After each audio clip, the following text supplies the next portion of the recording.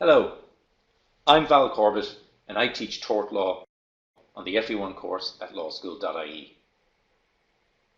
What can I tell you about tort law?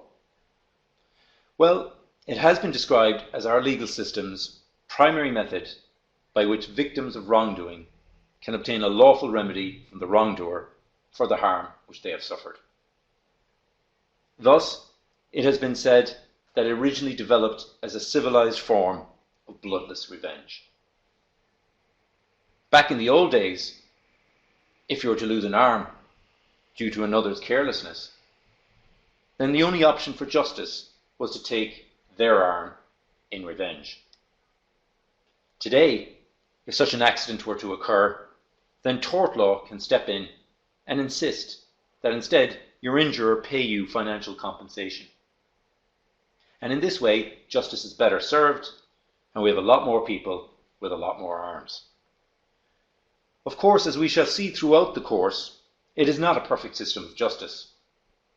No amount of money in the world is going to compensate you for the loss of your arm, but it does provide some level of satisfaction. Tort law gets a bad rap. I'm sure you've all heard about our compensation culture, which insurance companies will have us believe is a peculiarly Irish disease. But this reputation is very much undeserved. And I want to briefly mention the US case of Liebeck versus McDonald's restaurants as an example of the propaganda surrounding tort law. This case is better known as the McDonald's coffee cup case. I'm sure you've all heard some version of this story. The media-driven narrative goes something like this. The plaintiff was driving while drinking a McDonald's cup of coffee and carelessly spilled the coffee on herself and was burned. She had then the temerity to sue and was awarded $2.9 million in damages against McDonald's. Tort law gone crazy? Another example of the compensation culture? Well, let's look at the facts which actually paint a somewhat different story to the popular narrative. For example, it transpired during the litigation that McDonald's served their coffee at temperatures between 180 and 190 degrees Fahrenheit, hot, 30 degrees more than most other restaurants. It transpired that in the previous 10 years before the litigation, over 700 customers of McDonald's had made complaints having suffered scalds, and yet McDonald's made no change to the delivery of the coffee, or warning, or the design of the coffee cup itself. Miss Liebeck was a 79-year-old woman who was not driving a car when the spill occurred. In terms of her injuries, Mrs. Liebeck suffered third-degree burns on her thighs and buttocks and spent 7 days in hospital and another 3 weeks recovering at home. Quite serious injuries. Miss Liebeck initially asked McDonald's to cover her medical expenses, which amounted to approximately $10,000. McDonald's refused to pay. It is true that the court initially awarded Miss Liebeck $2.9 million in damages. However, what wasn't reported as much was the fact that this was a jury award, and the trial judge in the same case actually reduced the damages from $2.9 million to $640,000.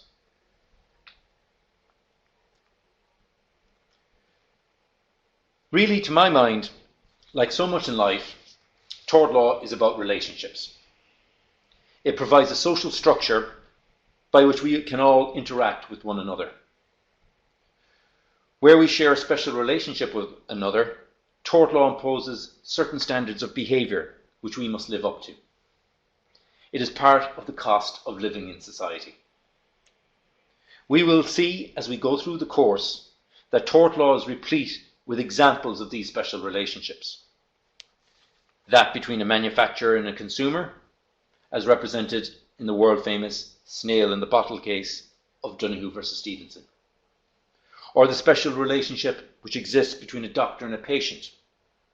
Does it extend to compensating the mother for the costs of raising an unwanted baby, which results from a failed sterilisation procedure, as occurred in Byrne versus Ryan, for example. For now, I want to highlight one case which sums up the social policy questions posed so frequently throughout the tort course, and that is the decision of Tarasoff versus the Regents of University of California. In this case, Tatiana Tarasoff and Potter were both students at the University of California. They had a dalliance, after which Potter became infatuated with Tarasoff and started stalking her. These feelings were not reciprocated. Potter became depressed and attended the university's psychotherapist for counselling. During his sessions with the psychotherapist, Potter confided that he had fantasies of killing Tatiana. The psychotherapist recommended to the campus police that Potter be detained on the basis that he was mentally unstable and represented a threat to others. Potter, however, was later released by the campus police, and his psychotherapist's recommendation that he be detained was later overruled by a superior, who felt that he was no longer a threat. Sometime after being released, Potter killed Tatiana Tarasoff. Tatiana's parents later commenced a tort action in negligence against the university on the basis that it, through the psychotherapist, owed Tatiana a duty to warn her of the threat to her life as represented by Potter. The key question before the court was, did a special relationship exist between the psychotherapist and Tatiana that imposed a duty on the psychotherapist to control Potter in order to avoid the harm? This question raised very important questions of social policy, which, as we will see, is a constant theme running throughout the tort course. On the one hand, the parents of Tatiana quite rightly felt left down by the university, who knew of this real danger to their daughter's life, and yet failed, in their eyes, to adequately protect her. On the other hand, it could be argued that the principle of patient confidentiality is sacrosanct. Divulging private, confidential medical information undermines the doctor-patient relationship and can have negative consequences for the future treatment of patients. Ultimately, the court held that the psychotherapist did owe a duty of care to Tatiana and had failed to take reasonable steps to protect her from the real threat of harm. Brynner J. concluded, the public policy favouring protection of the confidential character of patient-psychotherapist communication must yield to the extent to which disclosure is essential to avert danger to others. Before concluding, the protective privilege ends where the public peril begins. I hope that gives you a flavour of my subject, tort law, and some of the ideas that we'll be discussing in class. During the course, we'll be examining the underlying principles and policies behind tort rules to give you a better understanding of how the law operates. We will do so, however, with specific emphasis on past FE1 examination papers to enable us to identify patterns and to put these theories to the ultimate test to get you through the exam. I look forward to meeting you then.